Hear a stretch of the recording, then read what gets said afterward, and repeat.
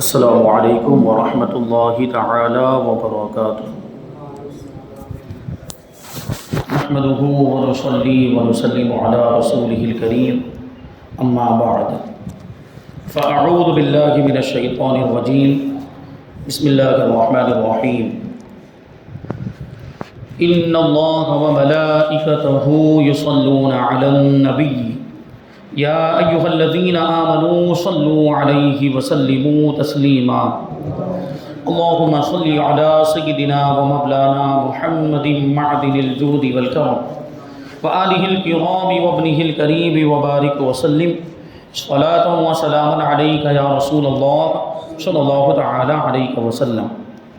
الرحمن الرحیم کی تفسیر جاری ہے، مطلب ہے بہت زیادہ رحم فرمانے والا مہربان، یعنی اللہ تبارک و تعالی چھوٹی بڑی ساری نعمتیں عطا فرمانے والا ہے، اور جہاں پر جو چیز انسانوں سے نہیں مانگی جا سکتی، جو چیز انسان نہیں دے سکتے، وہ چیز بھی اللہ تعالیٰ عطا فرماتے ہیں۔ جیسے کہ ایک واقعہ بیان کیا گیا تھا، وہ حضرت ذوالنون مصری رحمۃ اللہ تعالیٰ علیہ کے حوالے سے، کچھوے اور بچھو کا واقعہ۔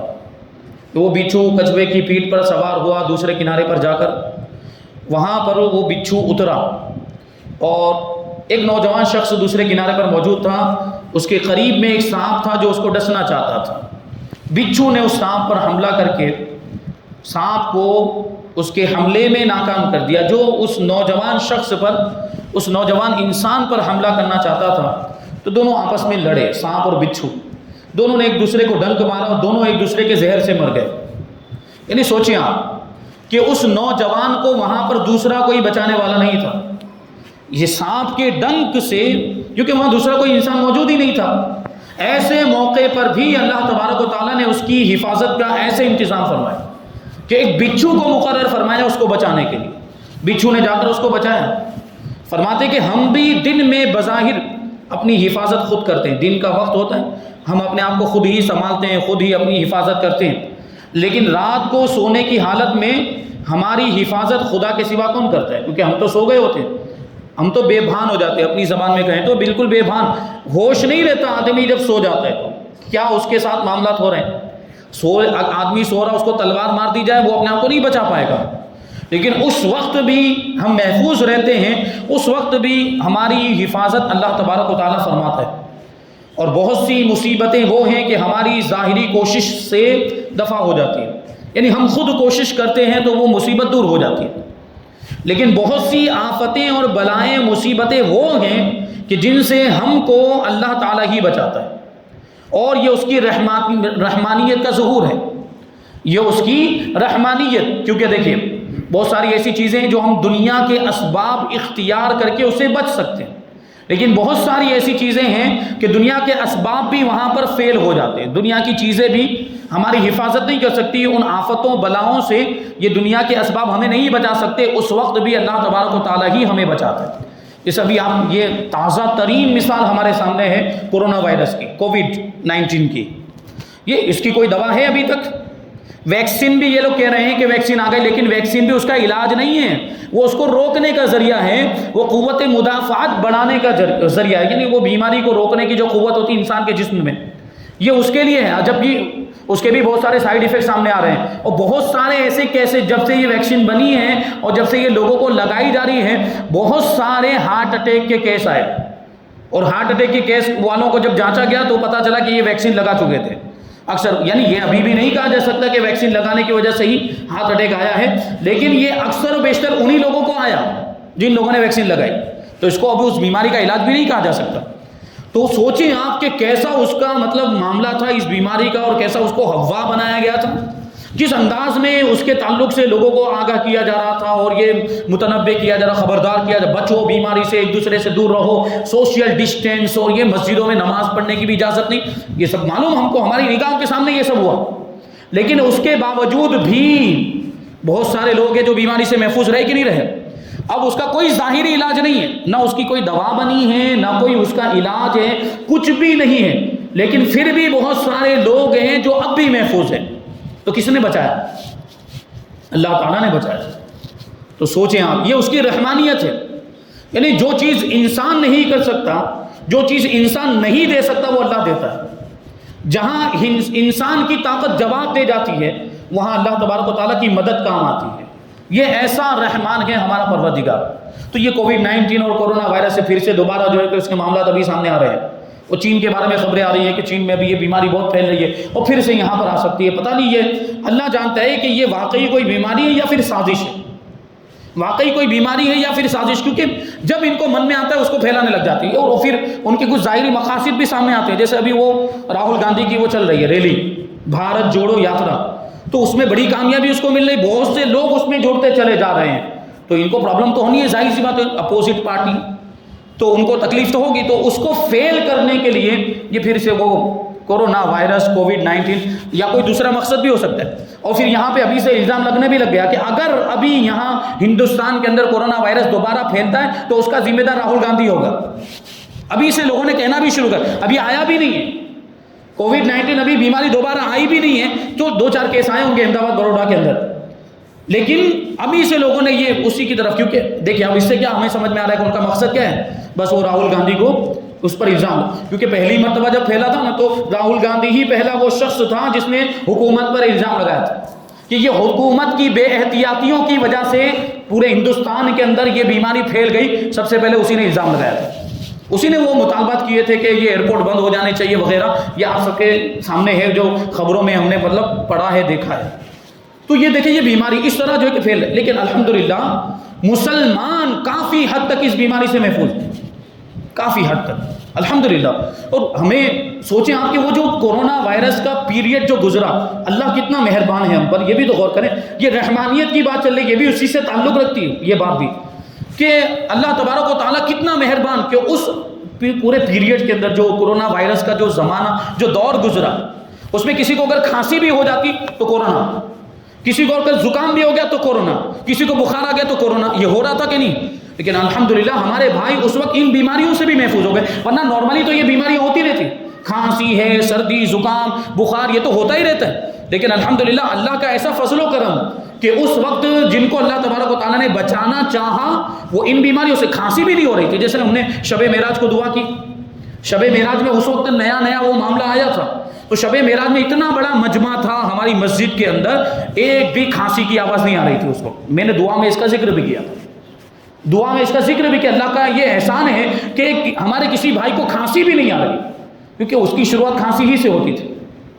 اور پھر دوسری سب سے بڑی وجہ یہ کہ جس کی وجہ سے ہمیں یہ لگتا تھا کہ یہ سازش ہے، جو گیا ہاسپٹل میں وہ واپس نہیں آیا، جو ہاسپٹل میں گیا، ورنہ ہمارے بہت سے مسلمان بھائی ان کو بخار بھی ہو گیا، بہت ساری چیزیں دوسری بھی ہو گئی، اور نارمل جو دوا روزانہ پیتے تھے وہ پی لی انہوں نے، اچھا ہو گیا، یا گھر کا کوئی گھریلو علاج کر لیا، گھریلو ٹوٹکا، گرم پانی کر کے پی لیا، یہ نمک والا پانی پی لیا، یا جو ہے وہ کیا کہتے ہیں اپنے اکالا، وہ پی لیا، تو بیماری اچھی ہو گئی، بچ گئے۔ لیکن جو گئے تھوڑا سا کچھ ہوا تھا اور ہاسپٹل میں گئے وہ واپس نہیں آئے۔ اور ہمارے اکثر مسلمانوں کے تو یہی معاملہ، اور مسلمان تو اللہ پر بھروسہ کرتا ہے، اللہ بچانا چاہے تو پھر کوئی کچھ ہمارا نہیں بگاڑ سکتا۔ وَعَلَى اللَّهِ فَلْيَتَوَكَّلِ الْمُؤْمِنُونَ، اور ایمان والوں کو تو اللہ ہی پر بھروسہ کرنا چاہیے، اور ایمان والے اللہ پر بھروسہ کرتے ہیں۔ تو اب آپ سوچیں یہ سب جو معاملات چل رہے تھے، سوشل ڈسٹینسنگ اور یہ وغیرہ، اور ہمیں ہمارا اسلام کیا تعلیم دیتا ہے کہ اگر آپ کو بیماری لگنے والی، اگر آپ مرنے والے تو کہیں بھی چلے جائیں آپ کو وہ بیماری لگ سکتی ہے، کیونکہ بیماری اللہ کی طرف سے، وہ قادر مطلق ہے، تو وہ بیماری آپ چاہے جتنا بھی بچ لیں، آپ چاہے جتنی بھی کوشش کر لیں، جتنی بھی احتیاطیں کر لیں۔ اور وہ سنا گیا کہ کچھ لوگ ایسے تھے جو جنگلوں میں چلے گئے تھے، جو پہاڑوں میں چلے گئے، ان کو بھی کورونا ہوا، ایسے بھی خبریں آئیں، ان کو کہاں سے لگا آپ بتائیے؟ تو یہی بات تو حضور کی بارگاہ میں آئی تھی۔ ایک صحابی رسول آئے کہنے لگے کہ حضرت حضور پاک صلی اللہ علیہ وسلم کی بارگاہ میں کہتے ہیں یا رسول اللہ صلی اللہ تعالی علیہ وسلم، یہ کھجلی والے اونٹ، خارش والے اونٹ، یہ دوسرے اونٹوں کے ساتھ ہوتے ہیں تو ان کو بھی کھجلی لگ جاتی ہے۔ یہ ایک صحابی رسول نے کہا یا رسول اللہ یہ کھجلی والے اونٹ دوسرے اچھے جو تندرست اونٹ ہوتے ہیں ان کے ساتھ جب یہ اونٹ ہوتے ہیں تو تندرست اونٹ کو بھی کھجلی ہو جاتی۔ تو اس وقت حضور پاک صلی اللہ علیہ وسلم نے ایک جملہ ارشاد فرمایا، حضور نے ارشاد فرمایا کہ اگر تمہاری بات سچ مان لی جائے کہ یہ اونٹ کی بیماری ایک سے دوسرے میں لگتی ہے تو سب سے پہلے جس کو لگی وہ کہاں سے لگی؟ سب سے پہلے اونٹ کو جو کھجلی وہ کہاں سے آئی؟ کیونکہ اس سے پہلے تو کسی اونٹ کو کھجلی تھی ہی نہیں، تو سب سے پہلے اونٹ کو، ایک خدا کی قدرت، تو خدا کی قدرت ہی سے بیماری اگر پھیلتی بھی ہے یا یوں کہہ لے کو کوئی وبائی بیماری بھی ہے تو وہ اللہ کی طرف ہی سے ہوتی ہے. یہ نہیں کہتے ہیں کہ بیماری پھیلتی ہی نہیں ہے، بیماری پھیلتی ہے لیکن اس کا پھیلنا اللہ کی طرف سے ہوتا ہے. جیسے پلیگ کی بیماری کئی سال پہلے ہمارے شہر میں کیسی پھیلی اور کتنے لوگ اس میں مر گئے. تو یہ سب معاملات ہوتے ہیں. بہرحال اللہ تبارک و تعالیٰ رحمان ہے، وہ وہاں بھی ہماری مدد فرماتا ہے جہاں انسان کی طاقت جواب دے جاتی ہے، اور یہ اس کی رحیمی کی جلوہ گری. مشرکین کا عقیدہ تھا کہ بڑی بڑی نعمتیں رب دیتا ہے اور چھوٹی چھوٹی نعمتیں یہ بت دیتے ہیں، معاذ اللہ، مورتیاں. تو ان کے عقیدے کا رد ہو رہا ہے اس میں کہ ساری نعمتیں اللہ عطا کرتا ہے، وہ رحمان بھی ہے، وہ رحیم بھی ہے، یعنی چھوٹی نعمتیں بھی وہی عطا کرتا ہے اور بڑی نعمتیں بھی وہی عطا کرتا ہے. اس عقیدے کی بھی اس میں تردید ہو گئی کہ وہ رحمان بھی ہے اور رحیم بھی ہے، یعنی چھوٹی بڑی نعمتیں سب عطا فرماتے ہیں. اب یہاں پر آریوں کے کچھ اعتراضات. پہلا اعتراض کہ جب بسم اللہ میں یہ دونوں لفظ آ چکے تھے تو یہاں دوبارہ کیوں لائے گئے؟ بسم اللہ الرحمن الرحیم، اس میں بھی تو الرحمن الرحیم آتا ہے، اور سورہ فاتحہ میں بھی آ رہا ہے الحمدللہ رب العالمین الرحمن الرحیم. یہ دوبارہ کیوں ہے؟ بسم اللہ میں آ چکے تھے یہ دونوں الفاظ، تو اب یہ سورہ فاتحہ میں اس کو ریپیٹ کیوں کیا جا رہا ہے؟ یہ ان کا اعتراض. تو اس کا جواب، اس کے دو جواب دیے ہیں. پہلا جواب یہ کہ بسم اللہ میں حق تبارک و تعالیٰ کی ذاتی رحمتوں کا ذکر تھا اور یہاں صفاتی رحمت، کیونکہ اللہ تبارک و تعالیٰ کی ذات ہی وہ ہے جو رحمان و رحیم ہے، اور ساتھ ہی ساتھ اللہ کی یہ خوبی بھی ہے، اللہ کا یہ کمال بھی، اللہ کی یہ صفات بھی ہے کہ وہ رحمان و رحیم ہے. تو پہلے جو ذکر ہوا رحمان و رحیم کا وہ ذاتی اعتبار سے ہوا، اور یہاں جو الرحمن الرحیم ذکر کیا جا رہا ہے وہ صفت کے اعتبار سے، وہ ایک خوبی اور کمال ہونے کے اعتبار سے اس کو دوبارہ ذکر کیا جا رہا ہے. یہ ایک جواب. دوسرا جواب، قرآن کریم میں جن چیزوں کا بار بار ذکر فرمایا ہے اس سے یہ مقصود ہوتا ہے کہ بندے سمجھ جائیں کہ ان کو بار بار کہنا خدا کو پسند ہے. تو رحمان و رحیم کو بار بار ذکر کیا جا رہا ہے. اور پھر یہ بھی تو دیکھیں ہر سورت کے شروع میں بسم اللہ ہے اور اس میں الرحمن الرحیم آتا ہے. تو اس کا مطلب کیا کہ اللہ کو یہ پسند ہے کہ اس کو رحمان کہہ کر پکارا جائے، اللہ کو یہ پسند ہے کہ اس کو رحیم کہہ کر پکارا جائے، اس کی ان دونوں صفتوں کا بار بار ذکر کیا جائے. اور پھر ظاہر سی بات، ہم رحمان اور رحیم یہ دونوں رحمت والی صفت، اور جب اس کا ہم کثرت کے ساتھ ذکر کریں گے اور ان دونوں صفتوں کے ساتھ اللہ تبارک و تعالیٰ کو پکاریں گے تو کیا اللہ کی رحمتیں نازل نہیں ہوگی؟ اللہ کو پسند ہے بار بار اس کو رحمان کہنا، بار بار اس کو رحیم کہنا، یہ اللہ کو پسند ہے. جب اس کو پسند ہے تو پھر اس کا اثر کیوں ظاہر نہیں ہوگا؟ یقیناً ہم اس کی رحمت کے مستحق ہو جائیں گے، حقدار ہو جائیں گے. یہ ہو گیا جواب. دوسرا اعتراض، اللہ پاک رحمان اور رحیم ہے، یعنی رحم فرمانے والا ہے، مہربانی کرنے والا ہے، تو دوزخ اور موذی چیزوں کو اس نے کیوں پیدا کیا اور شیطان کو کیوں بنایا؟ دوزخ تو پھر وہ اس کے عذاب کی علامت ہے، جو اس کے نافرمان ہوں گے اس کو دوزخ میں، جہنم میں ڈالا جائے گا. اور پھر تکلیف دینے والی چیزیں جیسے سانپ، بچھو، یہ لوگوں کو تکلیف پہنچاتے ہیں. تو اگر اللہ رحمان و رحیم ہے تو ان چیزوں کو کیوں پیدا کیا؟ اور شیطان انسانوں کو بہکاتا ہے. شیطان انسانوں کو کیسا بہکاتا ہے کہ پہلے چھوٹے چھوٹے گناہ کروائے گا، پھر ان چھوٹے چھوٹے گناہوں کے ذریعے بڑے گناہوں میں مبتلا کر دیتا ہے، پھر انسان بڑے گناہ کرتا رہتا ہے یہاں تک کہ اس کا دل سیاہ ہو جاتا ہے، پھر اس کو گناہ لگتے ہی نہیں، یہاں تک کہ وہ کفر میں مبتلا ہوتا ہے. اس کے پیچھے ایک بہت بڑا واقعہ ہے، وہ کبھی انشاءاللہ میں بیان کروں گا. تو شیطان کو پھر اللہ نے کیوں پیدا کیا؟ جو شیطان تو انسان کو نقصان پہنچاتا ہے، بلکہ سب سے بڑا نقصان تو شیطان سے، کہ دوسری چیزوں کا نقصان یہ جسم کے لیے ہوگا، لیکن شیطان جو ہے وہ ایمان کو نقصان پہنچانا چاہتا ہے، وہ ہمارا ایمان چھیننا چاہتا ہے، وہ سارے انسانوں کو گمراہ. ہو تو اس کو اللہ کی بارگاہ میں چیلنج کر کے آیا تھا. وہ کیا کہہ کر آیا تھا جب اس کو اللہ کی بارگاہ سے نکال دیا گیا؟ جب حضرت آدم علیہ السلام کو اس نے سجدہ کرنے سے انکار کر دیا اور تکبر کیا کہ میں تو ان سے بڑا ہوں، ان کو مٹی سے پیدا کیا گیا، مجھے آگ سے پیدا کیا. اس نے خود اپنے اعتبار سے یہ سوچ لیا تھا کہ جو آگ سے بنا ہو وہ بڑا ہوتا ہے، جو مٹی سے بنا ہو وہ چھوٹا ہوتا ہے. یہ اس نے خود اپنے اعتبار سے سوچ لیا، جو کہ اس کا باطل عقیدہ تھا، جبکہ حقیقت میں حضرت آدم علیہ السلام اس سے افضل تھے. لیکن اس کے باوجود اس نے یہ سمجھا کہ میں ان سے بہتر ہوں اور سجدہ نہیں کیا، تو اللہ کی بارگاہ سے نکال دیا گیا، ہانک دیا گیا. تو کیا کہہ کر نکلا تھا وہاں سے؟ لَأُغْوِيَنَّهُمْ أَجْمَعِينَ، سارے انسانوں کو گمراہ کر دوں گا، سارے انسانوں کو بہکا دوں گا، سیدھے راستے سے ان کو ہٹا دوں گا اور ان کو کفر کے دلدل میں پھنسا دوں گا. لیکن اس نے یہ اعتراف بھی کیا، ساتھ میں اس نے یہ بات بھی کہی اللہ کی بارگاہ میں، إِلَّا عِبَادَكَ مِنْهُمُ الْمُخْلَصِينَ، لیکن ان میں سے تیرے کچھ چنے ہوئے بندے ہوں گے، انسانوں میں ہی کچھ انسان ایسے ہوں گے جو چنے ہوئے منتخب ہیں، ان پر میرا داؤ نہیں چلے گا۔ شیطان کا داؤ کسے؟ انبیاء کرام کو شیطان بہکا نہیں سکتا، بلکہ حضور کے بارے میں تو آیا کہ وہ ہر انسان کے ساتھ ایک شیطان پیدا ہوتا ہے، ہر انسان کے ساتھ ایک شیطان ہوتا ہے جو اسے وسوسے ڈالتا ہے۔ اللہ کے رسول صلی اللہ علیہ وسلم کے ساتھ بھی وہ شیطان تھا، لیکن حضور کی برکت سے وہ شیطان مسلمان ہو گیا تھا، حضور کا شیطان حمزہ۔ یہ سوچنے جیسی بات۔ تو یہ شیطان اس کا کام گمراہ کرنا، لیکن کچھ چند گنتی کے لوگ ہیں، چنے ہوئے لوگ ہیں، ان پر شیطان کا داؤ نہیں چلتا۔ وہ انبیاء کرام، اولیاء کرام اور متقی پرہیزگار جن کے اللہ تبارک و تعالیٰ توفیق جن کو عطا فرماتا ہے، جو نیک ہیں، متقی ہیں، اللہ تبارک و تعالیٰ ان کو بچاتا ہے شیطان کے داؤ پیچ سے، اس کے دھوکے سے، اس کے فریب سے، تو وہ محفوظ رہتے ہیں۔ تو بہرحال یہاں پہ بات یہ ہے کہ شیطان کو اللہ نے کیوں پیدا کیا؟ تو اس کا جواب فرماتے ہیں، اس کا جواب رب العالمین کی تفسیر میں پیچھے گزرا کہ بعض تکلیفیں رحمت کو ظاہر کرتی ہیں، کہ اگر تکلیف ہی نہ ہو تو اللہ کی مہربانی اور رحمت کی کوئی اہمیت ہی نہیں رہ جائے گی۔ جیسے بہت ساری چیزیں، جیسے بیماری ہوتی ہے، آدمی بیمار ہوتا ہے تو اس کو صحت کی اہمیت کا اندازہ ہوتا ہے کہ صحت کتنی اچھی چیز ہے، صحت کتنی بڑی نعمت ہے۔ وہ کہتے ہیں نا ہم لوگ کہ زندگی اگر جان ہے تو جہان ہے، یعنی ہم صحت مند ہیں تو پھر ساری نعمتوں سے فائدہ اٹھا سکتے ہیں۔ آدمی بیمار ہو جاتا ہے تو پھر بیکار، بالکل بستر میں پڑا ہوا ہے، اس کو کچھ بھی اچھا نہیں لگتا، یہاں تک کہ کھانا پینا بھی اچھا نہیں لگتا۔ جان ہے تو جہان ہے، یہ بات کہی جاتی ہے۔ صحت ہزار نعمت، یعنی تندرستی یہ ہزار نعمت، تندرستی ہے تو ہزار نعمتوں سے آپ فائدہ اٹھا سکتے ہیں۔ تو یہ کب پتہ چلا، صحت کی اہمیت کب پتہ چلی؟ جب بیماری آئی۔ تو یہ بیماریاں یا تکلیفیں بھی جو رکھی گئی اس میں بھی کچھ نہ کچھ حکمتیں ہیں، اور اس سے پہلے بھی بیان کیا گیا کہ یہ مصیبتیں اور بیماریاں یہ ہمارے گناہوں کا کفارہ بن جاتی ہیں، ان سے گناہ مٹ جاتے ہیں، گناہ معاف ہو جاتے ہیں، گناہ جھڑ جاتے ہیں۔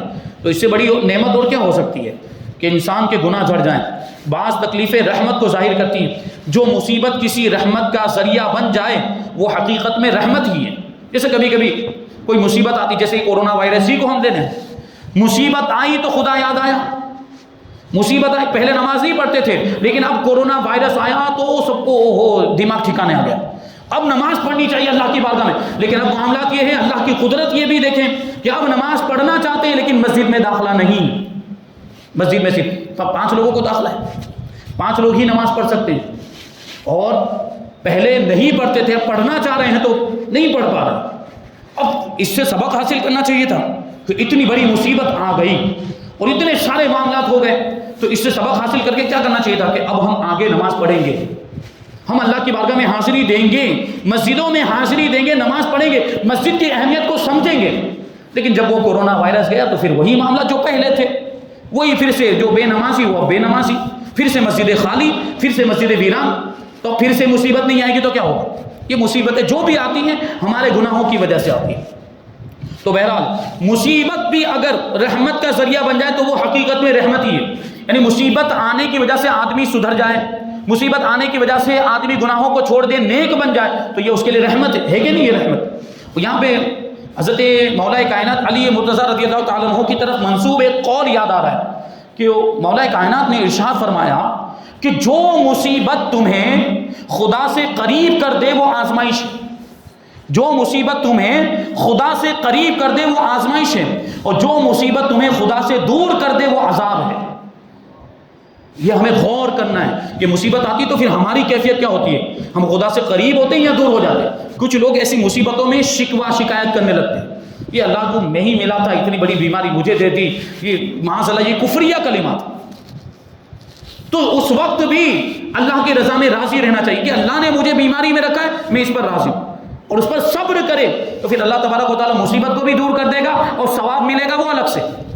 تو یہ شان ہے، یہ ہمارا پروردگار ایسا مہربان۔ تو کہتے ہیں کہ اگر مصیبت رحمت کا ذریعہ بن جائے تو وہ حقیقت میں رحمت ہی ہے۔ اگر تکلیف دہ چیزیں پیدا نہ ہوتی تو ہماری روح اور جسم کو پوری طہارت یعنی پاکیزگی حاصل نہ ہوتی۔ نماز، روزہ، حج، زکوٰۃ بظاہر تکلیف دہ معلوم ہوتی کہ نماز میں بھی محنت کرنی پڑتی ہے، روزے میں بھوکا رہنا پڑتا ہے، حج کے اندر اتنا سفر کرنا پڑتا ہے، زکوٰۃ کے اندر اپنا مال خرچ، یہ سب تکلیف دہ، ظاہری طور پر تکلیف دہ چیزیں ہیں، لیکن حقیقت میں یہ روح کو پاک کرنے والی چیز ہے۔ اس سے ایمان مضبوط ہوتا ہے اور روح پاکیزہ ہو جاتی ہے۔ جیسے کہ میلے لوہے کو لوہار بھٹی میں رکھ کر کوٹتا پیٹتا ہے، لوکھنڈ کو بھٹی میں ڈال کے اس کو کوٹتا پیٹتا ہے تو وہ مصیبت پا کر زنگ وغیرہ سے صاف ہو جاتا ہے. اس کا جو زنگ مطلب جو ہم جس کو کیا بولتے ہیں کانٹ، جب اس کو آگ میں جلایا جاتا ہے تو اس کا کانٹ دور ہو جاتا ہے، صاف ستھرا ہو جاتا ہے وہ. اور اگر صاف اور قیمتی لوہے کو بھٹی میں رکھتا ہے تو اسے کوٹ پیٹ کر پرزا بناتا ہے، یعنی جس مشین میں، جس آلے میں، جس ڈیوائس میں اس کو لگانا ہے وہ پرزا تیار کیا جاتا ہے، جس سے اس کی قدر و قیمت بڑھ جاتی ہے. پہلے معمولی لوہا تھا لیکن بھٹی میں صاف کیا گیا، پھر اس کو پرزا بنایا گیا تو اس کی قیمت میں اضافہ ہو گیا. اب اتنے چھوٹے چھوٹے پرزے بھی کتنے مہنگے مل رہے ہیں، حالانکہ اتنی لوہے کا اگر اتنا ٹکڑا تو اس کی ویسی کوئی قیمت نہیں، 2-4 روپے کا ملے گا، لیکن اب اس کا پرزا بنا دیا. اب یہ گھڑی کے اندر دیکھ لیں، گھڑی کے اندر جو وہ اس کی باریک باریک جو پرزے اس کے لگے ہوئے ہوتے ہیں وہ کتنے مہنگے ملتے ہیں، حالانکہ کتنا چھوٹا سا وہ پرزا اندر. یہ کانٹا ہی دیکھ لیں، یہ کانٹا آپ اگر بدلوانے جائیں تو کتنے کا ملے گا، 20-25 روپے کا، اور اگر ویسے ہی کانٹا الگ سے لینے جائیں تو اس کی کوئی ویلیو نہیں. تو یہ پرزا بننے کے بعد یعنی اس نے کتنے مراحل طے کیے، بھٹی میں اس کو جلایا گیا ہوگا، پھر اس کو کوٹا پیٹا گیا ہوگا، اور پھر اس کو یہ اس طرح ڈھالا گیا ہوگا سانچے میں، اس کے بعد یہ پرزا بنا ہے. تو اتنی ساری مصیبتیں برداشت کی تب جا کے اس کا اب یہ مرتبہ ہو گیا اسی لوہے کا کہ اب اس کی قدر و قیمت ہو گئی. وہی کہہ رہے ہیں گھڑیوں اور مشینوں میں تھوڑی قیمت کا لوہا ہے لیکن کاریگر کے پاس پہنچ کر پرزا بنا اور بہت قیمتی ہو گیا. اسی طرح سونا دیکھیں، سونا اگرچہ نہایت ہی قیمتی دھات ہے، سونا اگر بسکٹ کی شکل میں بھی ہو تو وہ بھی قیمتی ہے، لیکن زیور کی الگ حیثیت ہوتی ہے. بسکٹ کو گلے میں نہیں پہنایا جا سکتا، یہ خواتین بسکٹ کو ڈائریکٹ کان میں نہیں پہن سکتی، اس کا زیور بنانا پڑتا ہے. اور زیور کیسے بنتا ہے، اس کا پروسیس کہتے ہیں کہ اگر وہ سونار کی بھٹی میں نہ رکھا جائے اور سونار کے ہاتھ سے چوٹیں نہ کھائے تو وہ زیور بن کر محبوب کے گلے میں نہ جائے. تو یہ تکلیفیں بھی حقیقت میں اس کی قدر و قیمت بڑھانے والی ہیں، کیونکہ زیور بن جاتے ہیں تو اب اس کی حیثیت اور بلند ہو جاتی ہے. اسی طرح گنہگاروں پر جو تکلیفیں اور مصیبتیں آتی ہیں وہ انہیں زنگ آلود لوہے کی طرح گناہوں کے میل سے صاف کر جاتی ہیں، اور نیکوکاروں پر جو مصیبتیں آتی ہیں وہ ان کو عمدہ لوہے کی طرح اور قیمتی بنا دیتی ہے.